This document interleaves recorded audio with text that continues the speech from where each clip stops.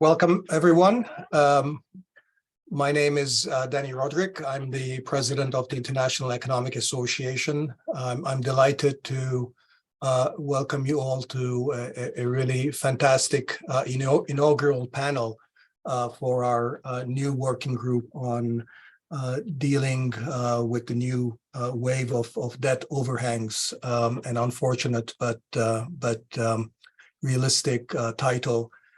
We're holding this session and future sessions of our working group jointly with the Finance for Development Lab. Thank you very much, Ishac, for that. As all of you know, we're confronting a new debt crisis. We've been here many times before, so there are many elements of this that looks very familiar, but there are also many things that are different. There are new actors, new creditors, there are new procedures and new challenges of growth and adjustment under current conditions that we need to face. And we'll be discussing this using as a vehicle a paper that Ishac, Reza, and I have jointly produced, and it's also on the link for the webpage for the panel. So thanks a lot for everybody on this session. Before I turn to our chair and moderator, let me also say that we are planning at least two future sessions of this working group. One will focus on the debt restructuring process, and the other on two case studies focusing on Zambia and Sri Lanka. So do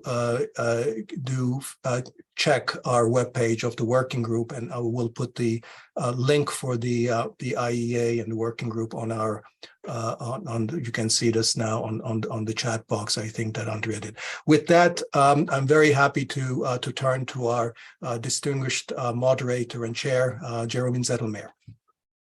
Thank you so much, Dani. A great privilege for me to chair this star-studded panel on a super important topic. So I told the panelists before that because there were many of them and because they're all quite famous, I would not introduce them at great length.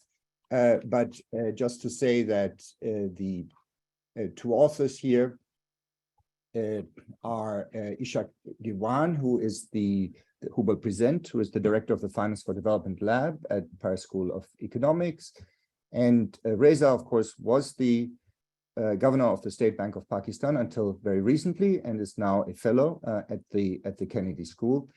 So they will have about 12 to 15 minutes in total to present the paper, and then we will turn to our distinguished discussants in the order of their first names. So Carmen will go first, Celestin will go second, Shanta third, and Simon will end. And I will very briefly introduce them when we get to them. So for now, Ishac and Reza, please take it away. Thank you, Jeromin. Dani, really very honored to be with this group. Let me quickly put the PowerPoints, and here we go. So, as Dani said, the debt crisis coming. It's important to get a sense of the context. I mean, this comes, of course, after a long series of negative shocks, starting with COVID and rolling on with global stagflation, strong dollar, the war in Ukraine, food prices up, really putting so much pressure. And even though we've seen some liquidity support from the IFIs, already in some of the poorer countries, many years of development have been lost, 4 or 5 years. And so this has been a massive shock. It came after a couple of decades of strong growth and convergence, but that have already been waning after the 2015 crisis. So there were already questions about whether this growth would continue. And it also comes in the context of lots of questions about how to reach the climate goals, net zero in 2050, and the role of developing countries and how to support them to do that. including discussions on SDRs, how to reallocate this massive amount of SDRs that was emitted, but very little of which went to poor countries. A big push to scale up the multilateral development banks, such as the World Bank and the regional banks, to go up to $1 trillion, given the very large financing needs to get onto the net zero at 2050. An exciting Bridgetown agenda that came and really captured the imagination of the South with big ideas about a very large mitigation fund funded by SDRs, gains in the recent COP on an adaptation and loss funds to compensate the poor countries when there are disasters. And so, you know, this crisis comes in the context of rethinking the international rules to finance developments. And so it propels us really to think more creatively about the way forward. Now, it is a new wave of debt crisis. How big this wave will be is a big question mark. It depends, among other things, on how high interest rates rise globally, on what happens to global growth. There is a combination of countries that are now in liquidity problems, other that have solvency problems already. The G20 has put together a broad framework called the Common Framework that includes not just the Paris Club, as in the past, in terms of the official creditors, but also China and the other BRICS that have become large creditors. But this process has been very slow, and we've seen some of the first countries, in particular Zambia, take 2 years to reach a deal with their creditors, and that's not even finished by now.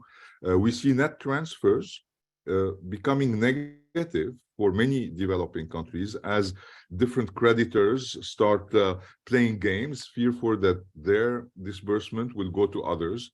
And basically, the complexity of the situation has to do in large part to the very broad heterogeneity of debt of creditors compared to previous crises, including the market, that say for sub-Saharan Africa, the market is the largest creditor right now, or second, to be more precise, after the multilaterals than the market. China is a new lender and the largest among the official creditors.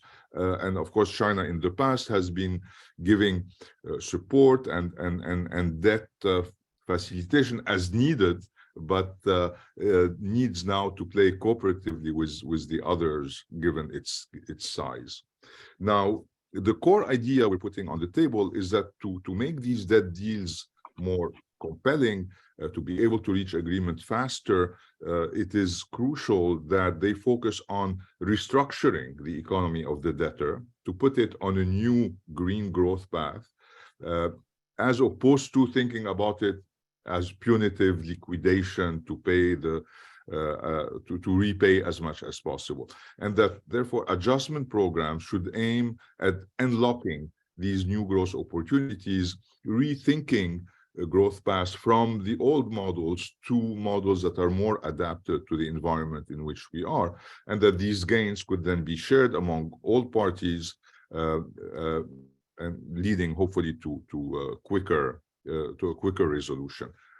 Now, just a few words on new growth opportunities, an area Dani among us has worked mostly on. They're lower in some ways, in particular the deglobalization, the robotization, the fact that the comparative advantage of labor is not the way what it used to be, leads to think that export-oriented growth is not going to be as much driving growth as in the past. And moreover, there's an important drag on growth coming from global warming, especially in poorer countries that are less able to adjust. So all this suggests lower growth and therefore deeper debt reduction. A new growth path would require major new investments, probably much more than in the 80s, where it was about opening up to the private sector the whole wave of debt reduction was based on reforms to liberalize. The new kind of reforms needed are very much based on investing to get onto a new growth path, mostly adaptation to climate change, to reduce the drag, and therefore to be able to regrow and adapt. Improvement in food security, investment in agricultural productivity, especially that there will be more variability in global food prices. The digitalization revolution still needs to roll in poor countries with improved productivity, if not export. And generating a clean power would contribute, of course, to mitigation in the world, less carbon emissions, but also to produce cleaner exports, which would have a comparative advantage in at least parts of the world that are clean clubs, such as Europe. And so really, we see those positive deals that are win-win for everybody as based on a three-way deal between the debtor country, the multilateral development bank or international financial institutions that have a crucial role to play to bring that together, and the existing creditors, where the country would undertake the reforms needed and invest in this new growth path. But of course, to do that, it would need the resources. The resources would come largely from the MDBs that are right now thinking about how to improve their disbursement by $1 trillion. But for these institutions to come in with very large loans, they need to know that debt has been reduced enough so that they could be repaid. And finally, the old creditors would accept to reduce their debt with the hope of getting more payout because these conditions and this new growth path would actually take place.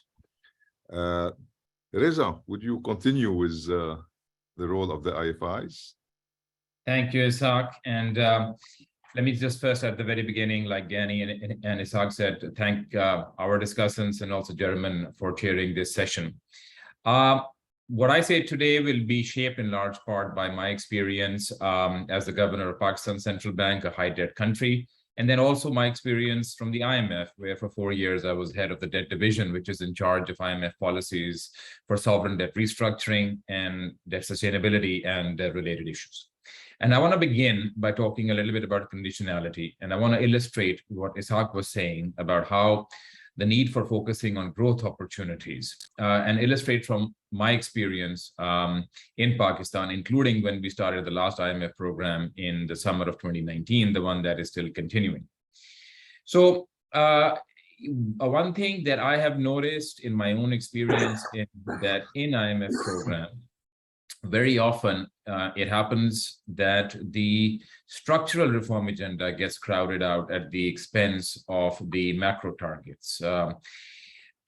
Several times in the reviews that I myself was deeply involved in, and from my experience in some of the other countries, at the end, when you're close to the finish line and there are difficult issues to discuss with the authorities, often macro targets are easy to focus on, such as reserves or such as particular types of taxes to fill the hole in the budget, or interest rates or such related measures that are objective and easily quantifiable.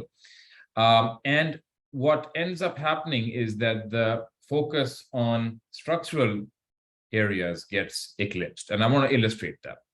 In Pakistan, one of the key causes of repeated boom-bust cycles has been that growth has been consumption-driven and has not been investment-driven. And when I look back at the design of the program that we started in 2019, there was very little that helped to achieve that. There was one thing that was necessary, but certainly not a sufficient condition, and that was the change of the exchange rate regime from a fixed to a market-based exchange rate system. And in fact, when I quit the IMF and I joined the State Bank of Pakistan, the first thing that I had to do was to float the rupee. And back then, the rupee did move to it, and it depreciated a lot. But what the program did not really factor in was that as soon as the rupee came to its market level and there was an export response, there was the capacity constraint. the exporters themselves did not have the capacity for exports to grow in any kind of a sustainable manner. And soon enough, when we had growth, we had another balance of payments stress episode, and the one that is unfolding right now. So my point is that in terms of the content of conditionality, there needs, I think, useful discussion on having a better balance between structural agenda with the macro targets. I'll give another example. I was just recently in Sri Lanka, and Shanta may want to say more on that, but I learned about the adjustment that is planned in the Sri Lanka program, and it's a very, very ambitious number. I was quite surprised myself. Now, if I see this program going forward, I, can see the same happening almost all over again. There's so much emphasis will be put on some kinds of taxes to meet those targets that the opportunities to enhance the size of the pie may not get enough attention. Now, because many of the reforms that are needed for this thinking are long-term oriented to increase the size of the pie, there is this issue that the conditionality needs greater social acceptability as well. I won't say too much about it, but again, from Pakistan, each IMF program has been seen as an imposition from abroad. Even when we did something very basic, as we passed a law to strengthen the independence of the central bank, it was portrayed as selling Pakistan's central bank to the IMF. And a greater focus on communication and building that support with civil society organizations, I think, is something that will need more attention, because the period needed for these reforms is going to be longer. My last point that I won't dwell on too long is that we'll also need to think about many of the growth agenda needs a conditionality that is of longer duration. Perhaps the example from HIPC is a useful way to think about it, where there is an inception point and then there is a completion point, and the debt relief is provided in stages so that the country demonstrates also some progress on this long-term agenda. Let me, in the interest of time, not say too much about the size of lending issues, but it's elaborated in the paper essentially that the needs from the official sector multilaterals may be larger this time around, including for issues related to climate.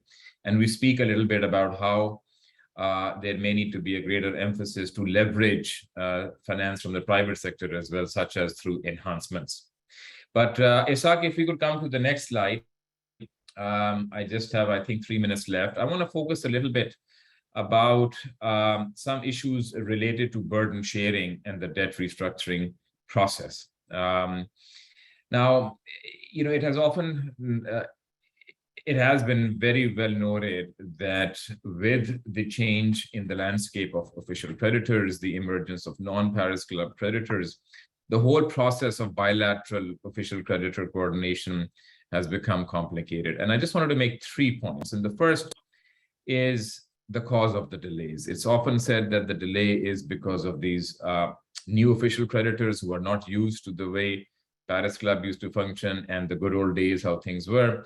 But I think what one is missing out on is on the question that why is the international financial community not playing a greater role to push the official creditors as a group to come up with some kind of a framework? In fact, the international financial institutions themselves have been saying that the common framework and other bilateral coordination mechanisms are not delivering. But in a way, it's their responsibility at the end of the day to come up with some kind of a more effective framework. The second point I want to make is who should drive the process. And the way the system is set up right now, it is the it is the debtor country that has to essentially run from pillar to post to get financing assurances. And if you think about it, the people that really need to come on the same page are by the official creditors who also own the multilaterals. And it's really an issue between the representatives of the multilateral and its owners. And one has to think if Would it not be better for the debtor country if the process was in fact organized so that the IFI drove it more? And all of this discussion, for instance, could take place in Washington between the management and staff of an international financial institution and the executive directors that are also in their bilateral capacity, the creditors. My last point is that this point that it is often mentioned that it will be difficult to get debt reduction from official creditors. This is not a new creditor issue, i.e. this is not a China issue or any other creditor landscape issue. If you look at the history of Paris Club, even back in the good old days when everything used to work smoothly, Paris Club would never give a debt reduction upfront, but it used to take a number of reschedulings before a debt reduction would be given. My last point is on burden sharing, and this has to do with what is the balance of sharing the pain. And maybe I'll just dwell on the second of these two bullets, which is about the balance between the official and the private creditors. And there is a presumption that the official creditors will either not give any debt relief, such as multilaterals, and the bilateral officials will at most give a rescheduling, i.e. a maturity extension, whereas the private creditors are expected to give a debt reduction. I would just want, I think, some greater discussion on this because a lack of a burden sharing and some greater participation by the official creditors, I think would go a considerable way to make the process smoother. And it is important to not forget that it is the private creditors that ultimately will provide the lending and resources to the developing country that will enable the developing country to repay the official creditors. So if private creditors are systematically demonized or not approached early, or at least efforts are not made to get some burden sharing, the official sector may not realize its own goal of being repaid on a timely basis. So let me end my remarks here, but just say one thing at the end, that the next session, one of the next two sessions is going to be on the rules of the game, i.e. what are the policies of the international financial institutions and how do institutional and legal issues come into play in trying to deliver efficient and timely debt restructurings. Thank you. Great. Thank you so much, Reza. We now have 4 fantastic discussions.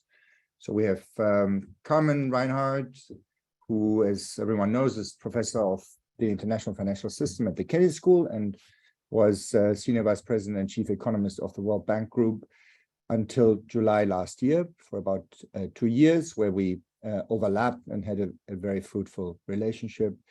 We have Celestin Monga, who teaches public policy at the Kennedy School and is also a faculty associate at the Center for International Development at Harvard and a fellow at the Center for African Studies.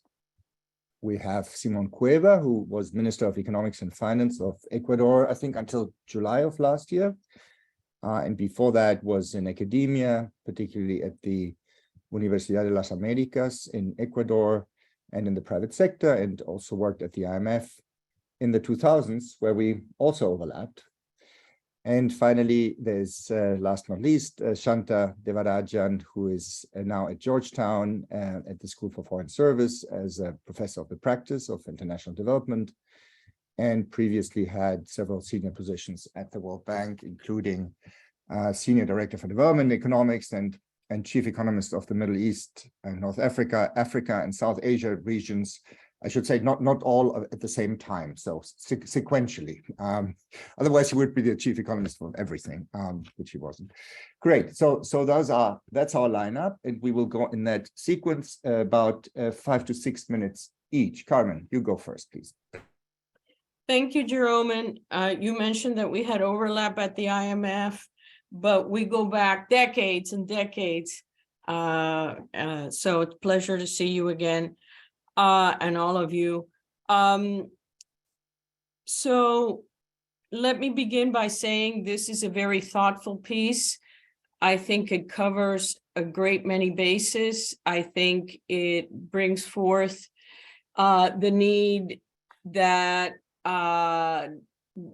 creditors, debtors, multilaterals need to have a better medium-term growth strategy, given also importantly that the climate challenges of today were not there in the 1980s and were not there in the past. So some path towards achieving that is needed.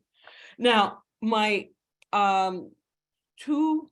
given the time constraints, I will focus on 2 points.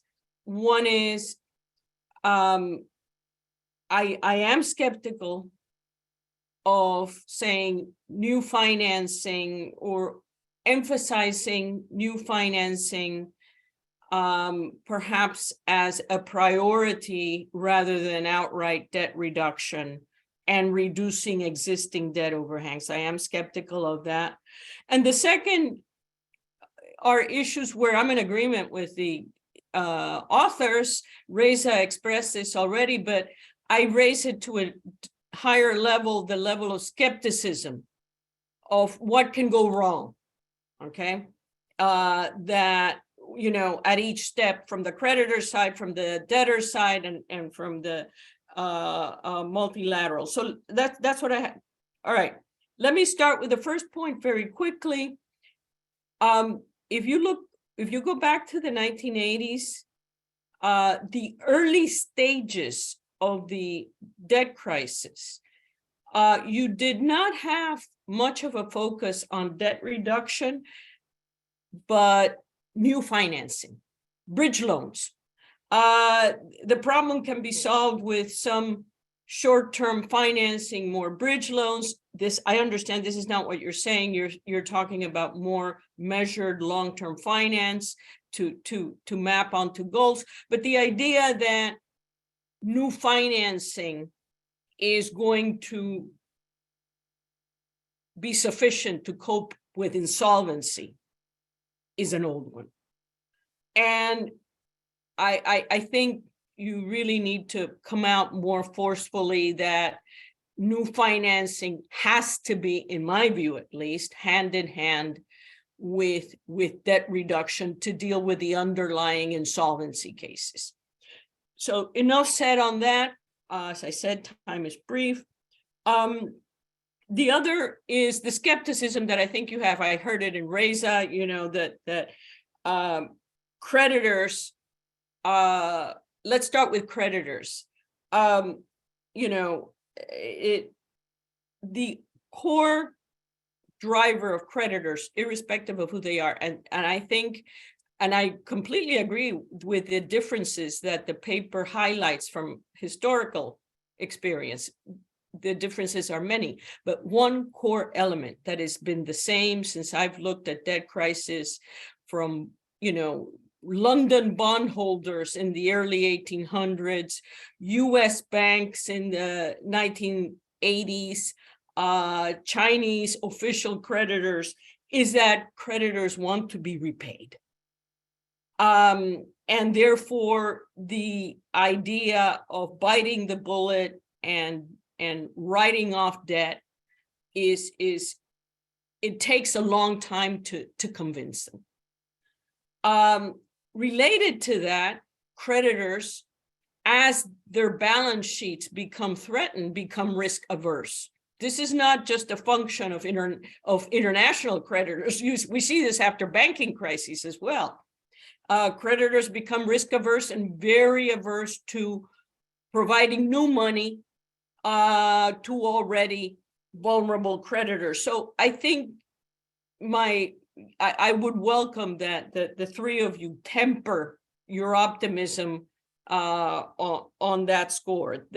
So risk aversion and the drive for repayment are very powerful, and they have been very powerful forces in making the debt restructuring process last many years.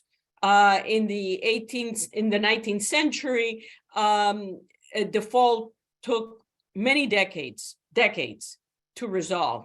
After the multilaterals came into being in 46, the process has been shortened considerably, but yet the last one, the average restructuring took about 8 years because they are serial. right? You can you can have an agreement on a single restructuring episode, that particular bond or group of bonds, but generally what the outcome is that the debt reduction isn't big enough, and therefore you have to do it all over again many times. That was the experience of the 1980s. I'll quickly make my last 2 point. Debtors. What are my misgivings? What are my cynicism, if you will, or skepticism there? Reza alluded to this, which is prioritizing. In the general budgetary needs, the firefighting, if you will, usually swamps the careful long-term planning, targeted financing that may be required to fulfill the growth agenda. Certainly the climate agenda. One of the things I'm very concerned about, I voiced this consistently while I was at the bank, is that climate issues are going to once again be put in a back burner, not just because of the large financing needs on the macro side, but because there's also a lot of competing social needs as well that are legacy of the multi-crises that Ishac had described. So the issue of prioritization and firefighting is I think another stumbling block. The other stumbling block on the part of debtors is pecking order. There's a lot of uncertainty involving new financing, and what we see, I'm glad we have, I'd love to hear on the case of Ecuador, during the negotiations for debt restructuring, China promised financing for Ecuador that was not delivered. And those shortfalls means that adjustment, and often I'm not saying this was the case in Ecuador, but adjustment often in a haphazard way, really derailed the kind of long-term vision that the paper focuses on. And the shortcomings can, as Jeromin knows well, can come from anywhere, including the World Bank. And this was the case in Chad, in which during the discussions of the Chad negotiations, there were shortfalls there. Finally, and this is finally, multilaterals, and Reza mentioned this. In the end, whether multilaterals can themselves give debt relief will be the call of the big donors.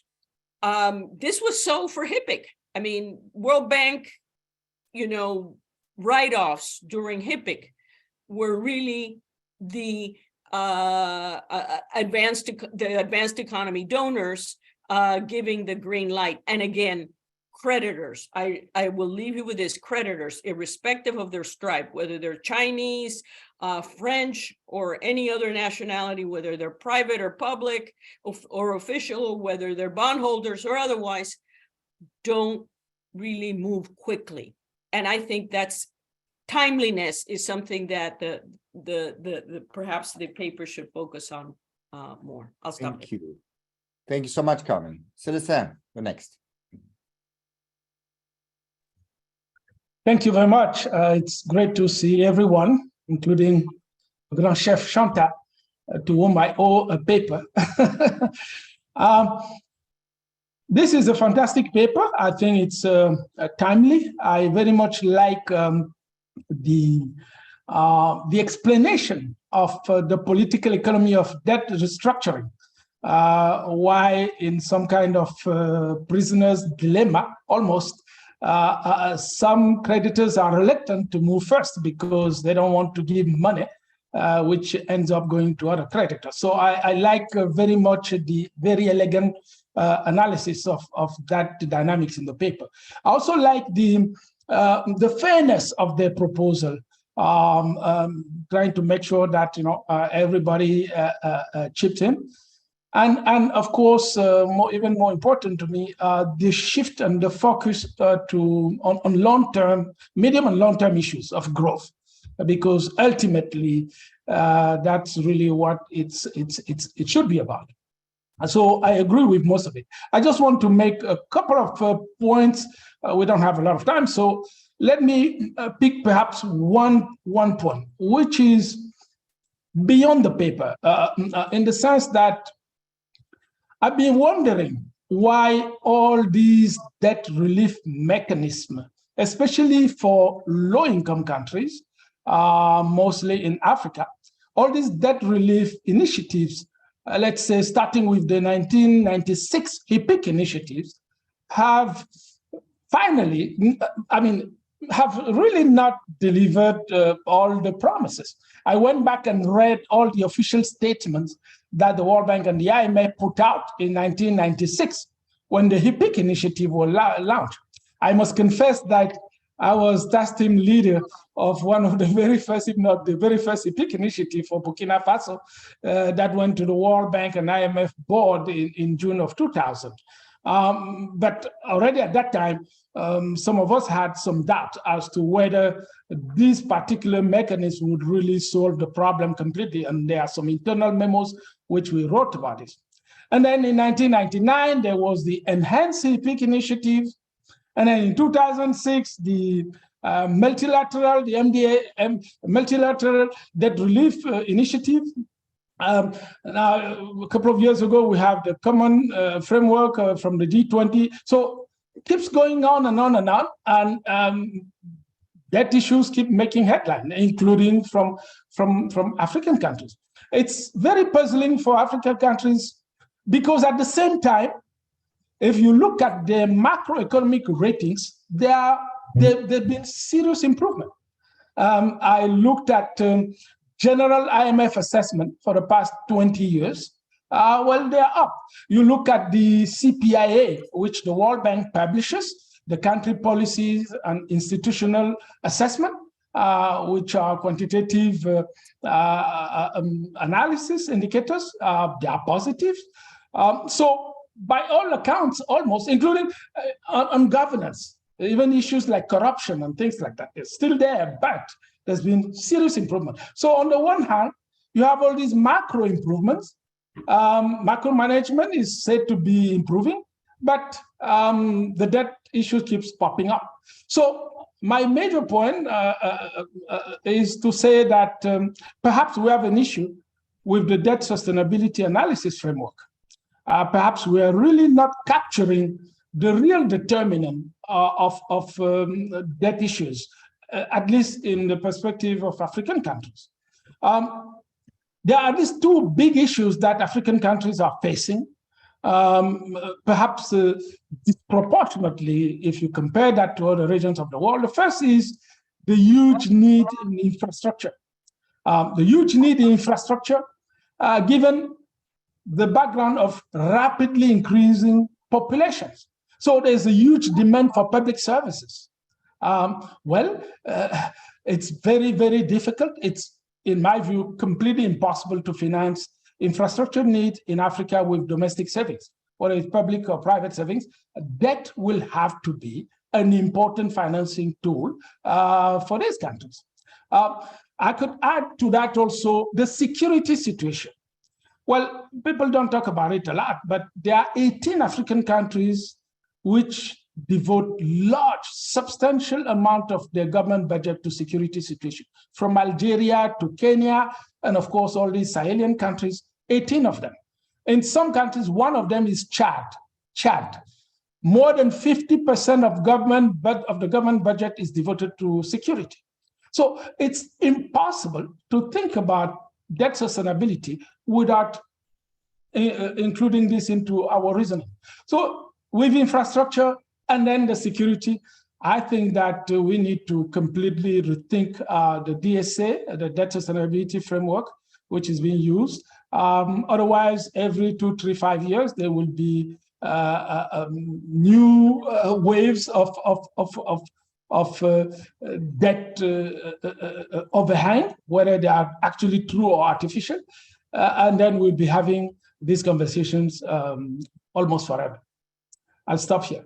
Thank you. Thank you very much, Celestin. And next is Shanta.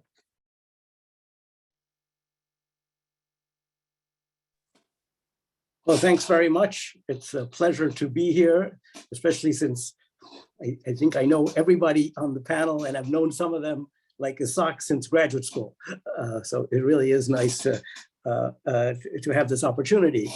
I want to start by saying I really welcome this paper because the focus on having a growth dimension, the adjustment for growth dimension to the debt restructuring is spot on.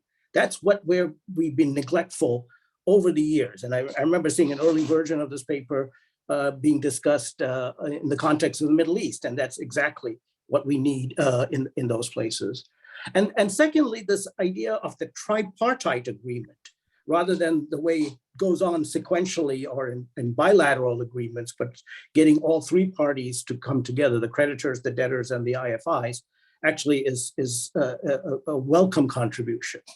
Now, that said, I have some comments, or if you like, suggestions for the paper based on this work that I've been doing on Sri Lanka, because I think the Sri Lankan experience is very different. It reflects the heterogeneity that Ishac was talking about among the debtors.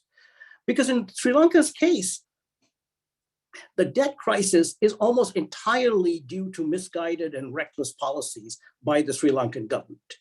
They cut taxes in 2019 so that the tax to GDP ratio, the revenue to GDP ratio fell to 8% of GDP. And the fiscal deficit ballooned. And by April 2020, before the COVID pandemic could really take effect, the credit rating agencies had downgraded Sri Lanka to near default levels. But the Sri Lankan government, normally when you're in that situation, you go for a debt restructuring and you go for an IMF program. And the government refused to do both. So they continued to pay the debtors, the creditors, using reserves. And they financed the fiscal deficit by borrowing from the central bank. So not surprisingly, 2 years later, they ran out of reserves and inflation hit 70%. And that's when they defaulted. Now, and I should remind you that that parliament and that government that did all of these things is still in power. It's the same parliament. So my question is about this financial, the paper talks about providing finance to encourage governments to undertake these growth-oriented policies. And the question is, how do you think even finance will get this government to undertake these growth-oriented policies? That's the hard part, is when you've got a very powerful, you've got a parliament with a big majority that wants to protect its rents and is unwilling to take some of these decisions that are actually the growth-oriented adjustment policies that need to be taken, such as restructuring state-owned enterprises and getting rid of tax holidays and so on. Now, the other side is some of the comments in the paper about the money, the financial transfer helping countries withstand globalization, the deglobalization, sorry, as well as adapting to climate change. And there too, I think we have to keep in mind that there's a policy dimension, a huge policy dimension to this. Sri Lanka, Sri Lanka used to be the poster child for trade liberalization. They liberalized trade in the late 1970s, and the growth rate doubled and sustained itself to the point where now, they are the richest country in South Asia. But in the last 10 to 15 years, they have become increasingly protectionist and putting up trade barriers, non-tariff barriers, and so on. The trade ratios have declined and growth has declined. So there's a lot of room, even in the era of deglobalization, for Sri Lanka to actually promote exports and use trade policy as an export-oriented policy. And then on climate change, and this is based on some work, and I teach a course on climate change, so I keep up on some of this stuff. The issue is that what many developing countries should do for adapting to climate change, I'm not talking about mitigation here, adapting to climate change, is actually good development policies. It's nothing special. And the two big things are for infrastructure, because what the climate hazards do is destroy infrastructure. The main thing is to spend on maintenance of infrastructure. And maintenance of infrastructure, as Celestin knows, has been chronically underfunded, undersupplied in developing countries. And that's actually due to the financial arrangement, because the World Bank gives them loans to build new infrastructure, and they're supposed to pay for maintenance of infrastructure out of their own budgets, and they don't. So this is something that has been part of good development for a long time, and these countries still haven't done better. So again, how do we expect them to do better when we give them money? We got to do something about shifting that balance between maintenance of infrastructure and new infrastructure. And the other one is water, that's mentioned in the paper, water conservation. Well, yeah, it's a huge problem, and there are droughts caused by climate change. But the point is that in Africa, South Asia, and the Middle East, the three places that I was chief economist of, they're chronically underpricing water. And the Middle East is, again, the poster child, right? I mean, it's a desert and the water is free. And not surprisingly, it's the most water-stressed region in the world. And South India has had this policy of free power to farmers that enables them to use water pumps for free, and they drain the water supply. So these are big ticket policy issues that have to do with adaptation to climate change, but also have to do with good development that we need to get going. Okay, very quickly, just the last point I want to make is about the tripartite agreement. Well, it's about China. let's be honest. The issue of the new creditors. I think you used that phrase a few times. And I have a slightly different take on this, which is, it's not that China is being asked, and I'm coming back to the experience with Sri Lanka, that China is being asked to sort of fit into some straitjacket of traditional debt restructuring, and that's the resistance. It really comes down to one principle, that the Chinese have not fully bought into or publicly bought into the principle of intercreditor equity. And unfortunately, that is a basic principle in debt restructuring. And all the other stuff that goes on, I think, is a charade around this one principle. But that principle is something that's incredibly important if we want to move forward. But China, being the largest creditor, is able to really hold up debt restructuring, as they've done in Zambia, and they're currently doing in Sri Lanka, although we might get some good news in the next 48 hours. That has slowed progress on the debt restructuring. Now, one of the recommendations in the paper is about changing the voting structure in the IFI boards and things like that. I'm not sure that's going to solve the problem, but I do think there's something in this tripartite agreement that might be able to help. Because what is really going on, what is the real problem in the Sri Lankan case, and I think it's going to go on in other places too, is that China and the US are involved in a geopolitical Cold War. And some of this is getting played out in the debt restructuring negotiations about little Sri Lanka. There's nothing to, the tensions between China and the US have nothing to do with Sri Lanka. There's lots of other things going on. But then it gets translated back to the Sri Lankan negotiation, and both sides. I mean, the US is suspicious of China, and China is suspicious of the US, and that's holding things up. So if there's some way in this tripartite agreement, we can find a way to isolate or insulate the geopolitics from the debt restructuring. Essentially go back to debt restructuring as a technical problem. We should be able to fix it, and you play your geopolitical games in some other forum. Not in the debt restructuring process. Thanks. Thank you so much, Shanta, and last but not least, Simon Cueva, please. Yeah, hi all. First of all, thanks again for the invitation to comment on this paper. It's very interesting and timely. Happy to be here.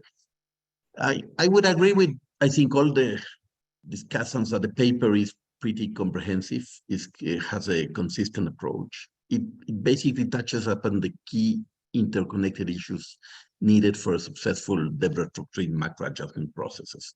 It touches upon proper incentives and coordination issues across heterogeneous creditors and debtors, the IFI's role and the need for additional financing, the needs to achieve a sort of adequate burden sharing among a broader creditor landscape. So, and I liked quite a bit this emphasis on growth as a critical factor to try to disentangle these conflicted incentives that I think Isaac summarized. So, so the paper rightly highlights the shallow growth and employment prospects for developing countries. They point about weaker global environment, deglobalization, technological change, and probably the longer timeframes needed for the expected new type of investment. I would add something that a few already have pointed out too, is that more and more building the political consensus internally in a country to address all the governance weaknesses, the regulatory weaknesses, the growth enhancing issues can be long and can be complicated. And that sometimes take longer to put that together in the programs. So I think all in all, the paper gives pretty convincing arguments for the need for either large and more front-loaded financing from the IDBs, bilaterals, and other creditors, including the private sector, but also for the need of credible adjustment programs that include genuinely growth-boosting reforms, which sometimes is lacking, as Reza was pointing out. And also this point that Carmen made, that how to manage debt relief together with additional financing. They go together in many cases. I would highlight 2-3 things that after hearing the other discussants. The first one on China. I think the way the paper presented, maybe the metrics and charts that are used tend to underestimate somehow China's role, in the sense that China's debt typically is on shorter terms than other creditors. And so if you would measure it in terms of debt service instead of debt stock, probably China's role would be different or higher. You also need to consider the fact that China tends to have, at least partially, some direct or indirect collateralized debt related to commodities or things like that. And the third one is that China tends to be reluctant to go into debt relief trade. Rather, they prefer to go into like new financing somehow. And to answer a bit Carmen's question about Ecuador, indeed, in the debt restructuring with the sovereign creditors that Ecuador went through like 3 years ago, that was successful. Initially, China was expected to provide some flow relief. It provided initially a very small flow relief, but more recently, just this year, we started like a year and something ago, further discussion with China, and we managed to get some flow relief that is relevant, both in terms of interest rate, in terms of timing, and things like that. It's true, as Shanta was saying, that it's never thought in terms of comparable agreements between with other creditors, and that may always be an issue. But it could be a part. I mean, Ecuador was also a country whereby it's a country with very good relations with the US, and is a country with important financial relations with China. And so we were also a sort of small country in the middle of a more large geopolitical issues that, I mean, Ecuador doesn't play much in that role, but still we were in the middle somehow. So like we were in the Olympic Games in China, visiting them together with Mr. Putin on the other side and the US. So obviously all this is sometimes played in the game. So that's about China. The other one is on private sector participation. I would say the paper points rightly to the importance of putting together the adequate incentives for a proper burden sharing scheme. It falls still short of designing specific mechanisms to achieve that. I know this is complex and it will take time to build together, but I agree that if we don't manage to find this way to provide adequate incentives for the tripartite agreement and to put all that together and not on a sequential way, that will be a very complex issue for many countries, because that brings the wrong incentives in the time, and the paper highlights that too at some moments. And finally, on the IFI's role, I think it's still unclear whether there will be enough political will for the changes the paper calls for in terms of IFE's functioning, priorities, and the need for additional funding. This is part of the ongoing discussions. Maybe at this moment, public goods and climate change considerations are at this stage the best approach that could help building some sort of geopolitical agreement around that. But it's still on the makings that yet to be seen. The other part is a bit, many low and middle income countries lack strong institutional capacity, and many face growing difficulty to reach political consensus around key reforms. And so that's a fact that happens in many countries. And so the fund programs and the MDB programs and projects cannot be overly ambitious because of that. And it goes a bit in the way that Reza was saying, that the programs tend to go more in the short term and macro issues, and probably less in the long term and growth boosting reforms. It's also true that the problems cannot solve all the problems of the country, nor address all the expectations or incentives of the MDB staff. Typically, the MDBs tend to be good at highlighting the risks of a project, but they are not necessarily so good at recognizing the risk of not acting rapidly sometimes. And that means sometimes missing political opportunities to move ahead with needed reforms, even if those reforms may be imperfect. So sometimes it's better to accept like a partial reform, not perfect, and go that way, because building the political consensus behind it may be much more complicated. And then we may lose, and that may imply other considerations and lost opportunities and going into the debt dynamic that may be more complicated. So I think that's a tricky issue. And maybe one last comment on this. At some moment, the paper mentioned the idea of a comprehensive development framework a la Stiglitz. I'm a bit worried that it may fall in a pitfall of becoming more a sort of bureaucratic check than a real tool for ensure social sustainability of reforms. So I'm not convinced by the paper on that aspect. But I think all in all, the big advantage of this paper is that it provides a comprehensive framework. It's a good starting point to further discuss these problems. And also that is very timely, because as we all know, probably this year will be a critical year to move ahead in part of the discussion internationally. And with India and the G20 pushing for it, with the FDL and the Paris summit expected on this, and with all the MDB spring and other meetings, I think most of the attention will be drawn on these issues. So this is a very good starting point to look in a comprehensive way on this. Thank you. Simon. Thanks a lot. Okay, so we have 15 more minutes. What we're going to do now is there are 3 questions, or maybe just 2 in the chat.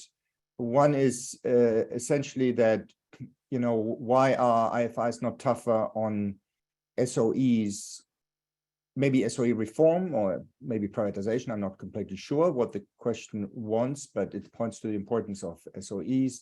And then there is a question which I understand as being sort of a bit in the vein of Shanta's comment, which is sometimes we have very big problems on the side of the debtor country that are just not very easily addressed from the outside. So it's about the utilization of debt being bad. So what I would suggest is that if there are other comments from the audience, they put them in the Q&A. And what I will do now is maybe ask a couple of questions of my own, then give it back to the authors to react to the questions in the chat, to my questions, and to the comments. And if at that point there are new questions in the chat, we can, in the Q&A, we can maybe take those. So here are 3 points from me. So I think, you know, you have a partial answer in the paper to this point of, you know, how should finance be used more effectively? And the answer is, well, we need more growth-oriented programs, less adjustment, more growth, and they have to be longer term, and presumably they require then more finance, more official finance that backs them. And so I see 2 issues with this. One is that the share of IFI finance in the debt structure of many developing countries, particularly in Africa, is already very high, which makes that very difficult to restructure in those countries unless there is an MDRI. And I think that is a real obstacle to sort of having a very large portion of IFI finance in new development. So how would you address that? And then the other obstacle, I think, is right now the trend has been to 3-year programs. So in a sense, the IFIs have already tried to do what you're suggesting, but to go even longer seems to me difficult, in the sense that it makes the prospect of coming to the IMF even more daunting, right? I mean, the one big problem that the fund has had in the last few years is it has had very few customers, partly because there was sort of cheap liquidity on the table, at least for some time, but partly also because it's a pretty daunting thing to come to the fund. Now, maybe your approach to conditionality would make it less daunting, but you would have this possibly less daunting interaction for an even longer period. Don't you see this as potentially, you know, lowering the incentives of coming to the fund and the World Bank? And then finally, do you have anything to say on the idea whether domestic debt should be more systematically restructured, right? So you mentioned that briefly, but I don't think you say anything about it. It is a stumbling block in several cases. So the external creditors, the private creditors, very often argue, oh, why don't you haircut your domestic debtors? The IMF and World Bank have mostly taken the view that this is sort of a right pocket, left pocket exercise, and emphasized more sort of the traditional view of external flows rather than domestic, but maybe this is wrong. So you have anything on that would be useful. Now, I'm not sure who wants to take the lead. You guys coordinate, please. Yes, Reza. I just raised my hand, but didn't mean to monopolize at all. So I'll just respond to 1 or 2 things and be very brief. And starting from, I think, Jeromin, your first point, which you characterized as our point being less adjustment, more growth. I wouldn't necessarily characterize it that way, but rather say, let's do the adjustment that is needed, but also let us do the growth. And I come back to the example I gave in Pakistan about shifting from growth that's consumption oriented. And so we did the flotation of the rupee. It had to be done, and it was the right thing to do. But we didn't think about the fact that just the capacity to produce exports is constrained. And how are we going to plan that at the same time investment take place so that the few sectors that export, when the exchange rate becomes the right, actually are able to give more of a supply response? And the fact that those things were not taken into account as well, including by the authorities. This is not blaming the IFIs. This is just illustrating that, at least to me, the sense is having as much adjustment as is needed, but actually it's an emphasis on more growth. My own view on your last point about domestic debt is that indeed it is this question of left versus right, but I think also sometimes there are opportunities if the authorities are considering domestic debt treatment, then it has to be thought of in the context of whether there are also opportunities for generating foreign capital into some of the banks, if it is coming as part of a restructuring of the banking system as well. If there is such a situation, that it's not just a piecemeal, just a piecemeal hit on the balance sheet of the bank, and many times the state-owned banks that have large exposure to government debt, but actually a credible restructuring plan, perhaps with the creation of a bad bank, or where some of the bad assets are carved out. And if a foreign capital and interest can be generated, then it can do two things. One is it can help with the BOP, because you're generating inflows in the capital account. And number two, it is addressing some structural issues in the banking sector that needed to be addressed in any event. So let me stop there. Thank you. Anyone else wants to chip in? There are several questions on the chat now that I would otherwise highlight. Maybe Yes, if I can please. just come in very quickly and reflect on two of the issues, and maybe actually turn it back onto our discussants. One on the question of, I think Carmen quite rightly emphasized that creditors want to get repaid, and any meaningful debt reduction has taken much longer than it should.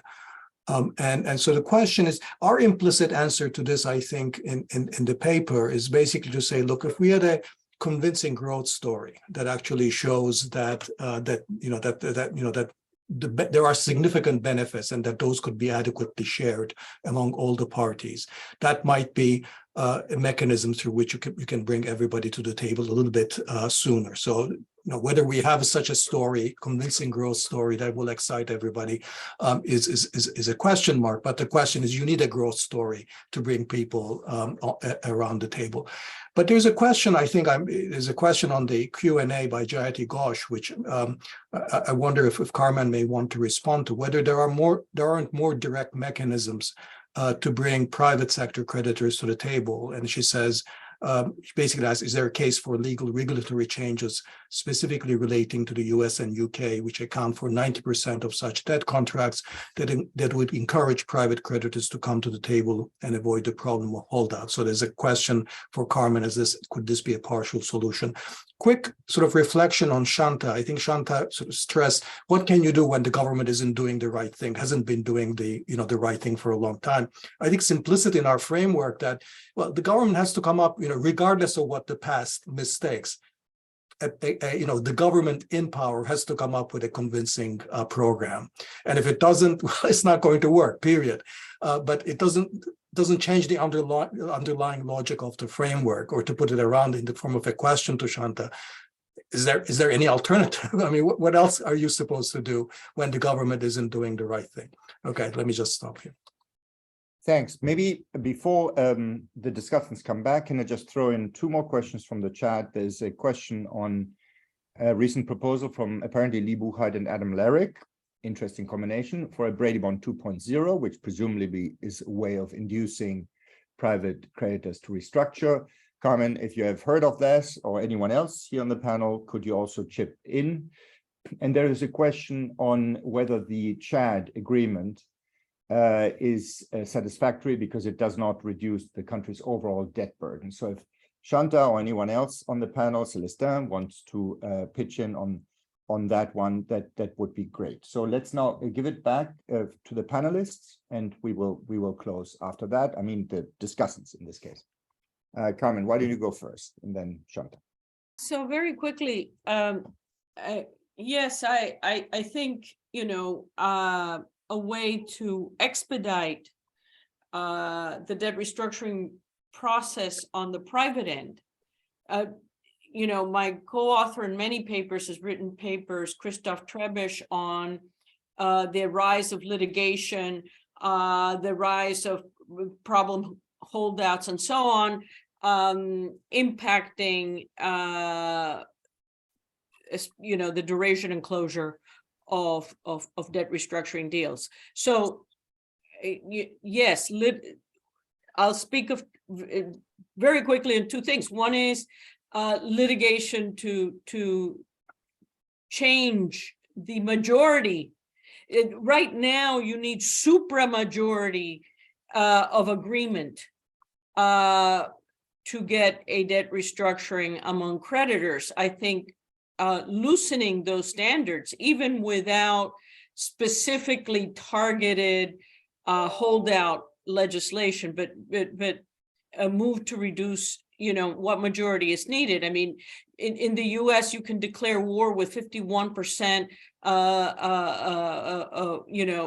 a vote. Why do we need more than 2/3 in many cases to get a restructuring deal? The other is more extreme. I don't expect it, but let us recall that to get the banks, the US banks, to do their debt write-offs in the 1980s debt crisis, the US swung the axe that we'll give you a tax break to take the losses now, but that tax break ends, and therefore if you delay taking the loss, so there are tools, is what I'm saying, but they're not frequently used. Let me stop there in order, in the interest of time. Shanta? Sure, thanks. So to answer Danny's question, you're absolutely right. The government has to come up with a growth strategy. What I was concerned about was, to what extent does the additional financing help or hurt the government coming up with a credible growth strategy? Because some of these policies are going to be politically very difficult, and additional financing can help them avoid the hard decisions. And I'll just give you one specific example, which is what we're trying to do. Sri Lanka has this, literally the entire tourism industry is tax-free in Sri Lanka, because they all invested in tax holiday. They came in with tax holidays that have been continuing forever. And so, the government doesn't earn a penny from more tourists. And so we've tried to get them to stop the tax holidays, which is, and that's, it is going to make a big difference to revenue. On the other hand, so they've agreed, except for so-called strategic investments. Guess what? Every one of the other investments are now labeled as strategic investments. And that's the kind of thing, if we could push hard on that, and hold the line on that, we could make some progress. I don't know if you want. I can have a quick answer to the SOE question. That why don't the IFIs insist on SOE reform or be tougher on it? The answer is purely political. The domestic politics is such. You've got labor unions in these SOEs that will go on strike. The Ceylon Electricity Board, which is the electric company in Sri Lanka, it used to be that whenever I used to go there on mission and there was threat of restructuring the SOE, they would turn off all the lights in Colombo. That's how they show their power. So that's why we could insist all we want. It's not going to happen unless there's that domestic political consensus that Simone was talking about. Great, thank you. They We are literally almost hold the out of time. levers of power. And I want to very give, quickly, Simone Jeromin, and very quickly on 2 things. Well, first, I agree with Dani. Each country needs first to do its homework before asking for the rest of the world to help. On SOEs, probably what in some programs help is to put at least transparent issues and well-done international audits and things on that on SOEs. That tends to at least help getting a clear size of the problems and the impacts. And on the supermajority and holdouts that Carmen was saying, there's an issue there that is not easy, that with China in the game, probably part of the supermajority things could be thought not only in terms of debt stock, but in terms of debt service over coming years. That could help a bit part of the solution. That's it. thank you so much. I'm afraid we are out of time. It's been a great discussion. There's still some unanswered question. Actually, I will give you one chance. This Reza and Dani to just answer the following question by Dennis Essers. How can debtor governments be incentivized to come forward for a comprehensive debt deal instead of continuing to gamble for resurrection? I think, Dani, you partly answered this. Reza, I wonder, in addition to Dani's earlier answer, if you want to add anything, is there something in, you know, the nature of conditionality, the structure of IMF programs, that sort of thing that could play this incentive role? Do you want to come in on, because that seems to me a critical point. Sure. It's a difficult question, but maybe I can attack it by pointing out what are the features of the current system which work the opposite way, which in fact give more of a distance, which give a very sharp disincentive to come early to the international financial institutions. And that may illustrate the answer. Now, and you know, the only framework there right now is the common framework. So if I put myself in the shoes of a finance minister of a high debt country, and I have to go to the, you know, prime minister or the president and tell her or him about my recommendation of going to the common framework or not, I would wait till the very, very last minute. I would gamble. And the reason is because I could not give my boss clarity on what that process would be. If a country is in a debt distress situation, politics is already playing a very important role on the mind of the prime minister. And if the prime minister's finance minister cannot come forward with a clear plan for how long the country will be in debt distress, who will negotiate with these big bilateral creditors, whether the international financial institution will help or not, or will one be at the mercy of foreign policy considerations of big bilateral creditors? It is no surprise that any premier or any finance minister would not want to go through, would try every single thing, including short-term liquidity measures to somehow... Reza, is there any remedy to that? So what is the one politically feasible reform, given the underlying geopolitics, that would make the common framework faster? Well, I, you know, have been thinking about why don't these battles between bilateral official creditors and the debtor be fought out, maybe fighting it out is too strong a word. Why don't they just take place in the boards of the international financial institutions in Washington, D.C.? Because you have all the players there. You have the management of the IFI. You have the owners of the IFI. And those owners of the IFI are also the bilateral creditors. So you have the interests of the multilateral institution there. You have the interests of the bilateral there. And of course, you have the representatives of the country authorities over there.